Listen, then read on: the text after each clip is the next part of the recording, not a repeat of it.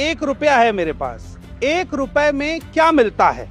आपका जवाब होगा कुछ नहीं मिलता है। लेकिन अगर सैया भय कोतवाल तो डर काहे का।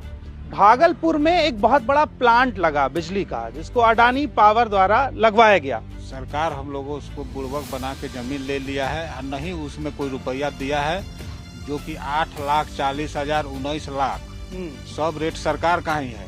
किसान का कोई मांग नहीं है, लेकिन सरकार हम लोगों को इस तरह से एक एक खाता खेसरा, एक ही रकवा का मोजा का 3 भाई है तो तीनों का 3 रेट दिया गया है। तो जमीन सेम है? जमीन सेम है कि जमीन तो बिक गई, हाँ, अडानी जी को मिली, ठीक। उस पे जो प्रॉफिट कमाएगा, जो फायदा होगा वो किसको होगा?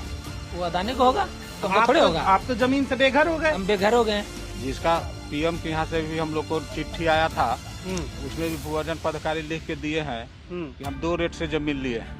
अच्छा। जबकि आरटीआई के तहत सरकार हम लोगों को कह रही है कि टोटल जमीन आप लोगों का 19 लाख रुपया एकड़ हमने लिया है। सरकार ने 1020 एकड़ जमीन अडानी पावर ग्रुप को 1 साल के लिए 1 रुपए की लीज पर दी है। ये जमीन 30 साल की लीज पर दी गई है, यानी 30 रुपए में 30 साल तक 1020 एकड़ जमीन अडानी को सरकार देगी।